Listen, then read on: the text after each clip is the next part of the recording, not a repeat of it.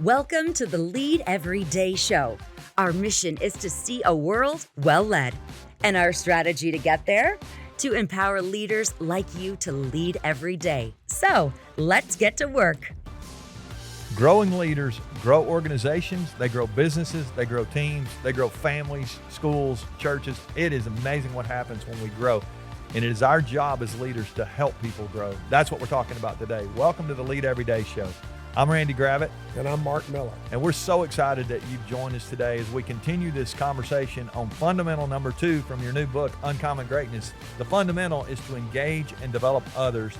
And this idea of really helping people grow is one of the things that we can do that maybe fuels that growth more than anything, or fuels that engagement more than anything. Absolutely. And you mentioned it in your opening comments. We have a tremendous opportunity to help people grow. Now, some of you may have heard me say before, it's on the individual. And I don't want to remove that responsibility. But what a privilege and what an opportunity for us as leaders to help people grow. Right? I can't own your development. I can help you. And we're going to talk about how. But you've got to own it. And the reason I say that is because there's so many organizations in the world that aren't going to help you. And you can either leave the organization, not grow, or own it. And I'll let you decide. But I'm just going to say own it until you decide to leave the organization. You're responsible for your growth. But what a privilege for us as leaders. Yeah, it's so cool. So today we're gonna dive into like, how do you do that? It's one thing to say let's help people grow, but how do you do that? I think you start by championing growth. You're the leader. People always watch a leader. Mark, you say that all the time. It is your job to model what you want others to follow. And this idea that you're going to model this expectation of growth, but not just an expectation. You're going to actually grow yourself. You're going to do everything you can to be a growing leader. Growing leaders, remember, growing leaders, they grow stuff. And it's our huge opportunity here to champion growth. And I don't want to move past this too quickly, because if you're not modeling growth, you don't have the moral authority to challenge others. That's exactly right.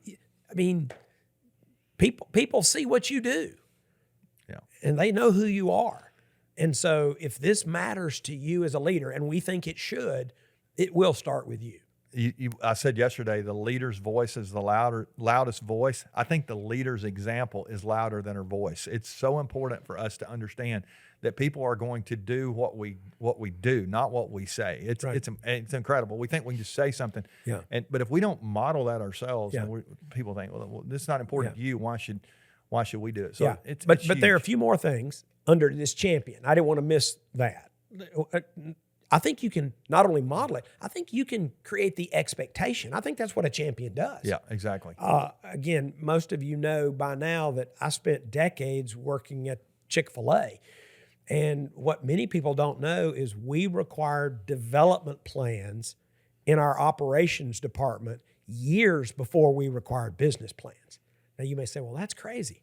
Well, okay, maybe, crazy like a fox, because we understood that if our operations team was growing, they would be better positioned to help our operators grow. Yeah. Right? My daddy used to say, you can't sell out of an empty wagon. Yeah. And so if these men and women were going to go to the field and really serve those operators, they had to be growing, and we knew that. That's so good. When you think about your organization on that line, people really need to be growing, or they need to be going. You don't want them on your payroll if they're not committed to grow. But that really comes back to you having this expectation that everybody's going to grow in our organization. When you get that happening and people start growing, their engagement goes up. That's what the numbers show. It's like when people really feel like they're making progress, they're getting better, they're going to lean in. They want to be there. They want to be a part of an organization like that. It's so important for us to, it starts again with just championing it. But I think there's something else we can do beyond championing it. Sure. We need to recognize it when it's happening, because we probably have places and people where they're really committed to growth, and they're the ones who I think need to be rewarded, recognized, all they that need stuff. to be your heroes. Huge the folks you're talking about. Exactly. And, you've heard me say this before too. It was Plato that said, what is honored in a country is cultivated there. You start honoring people who are growing, and more people will enter the game. They're going to want to grow because they're going to want some of that recognition. Yeah, that's so good. So as you think about your own personal growth, Mark, are there some things that you would say I've got a couple that come to mind when I think about this. I'll talk about all the time. Noise is on our schedule. It's just there. There's media noise and social media noise and all kind. It's like we have noise in our own head, like I talked about yesterday a little bit. There's noise. We've got to put time on our schedule for quiet, and I think growth happens a lot of times in the quiet. It happens when we go places and see things, and we have an intentional plan. Are there some things you would say that you've done that have helped you grow personally that maybe somebody could listen to and go, you know what, I need to give a little more time to my own growth, and maybe there's some things that I could do to encourage the people around me? Got a thought there? Yeah, we probably need a long session to talk about that. we could probably go for a while. I'm still trying. Give us an idea. Yeah, I will. I'm just trying to think. I've got 600 ideas I could give you here. I think first is to be intentional. In what area do you want to focus your limited energy and resources for a season? Yeah. And select something. And then once you pick something, then you can read about it, you can talk to people about it, you can practice it, you can build a plan, you can find a mentor, you can hire a coach. The options go on and on and on and on. But to your specific question, one of the things that I've been doing for decades, and I know you have as well, is building an annual development plan. Yeah. For me, a best practice has been daily review of that plan. Yeah. And I reviewed it again this morning, and it helps. And we started early. We started early, and we were late last night. Yeah. And it helps me stay centered and focused in the midst of all of the noise and all the clutter and all the other competing priorities.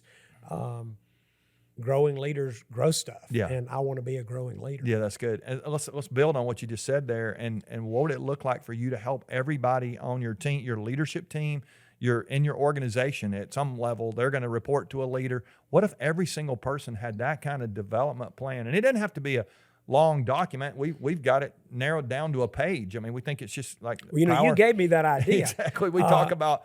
Yeah, just a quick sidebar. Yeah. Because some years my development plan will be more elaborate and more complex and have more pages. And you challenged me. You said, well, an NFL coach has a playbook that might be this thick if they printed it out. Yeah. It's back in the office somewhere. But they've actually printed a card. Yeah.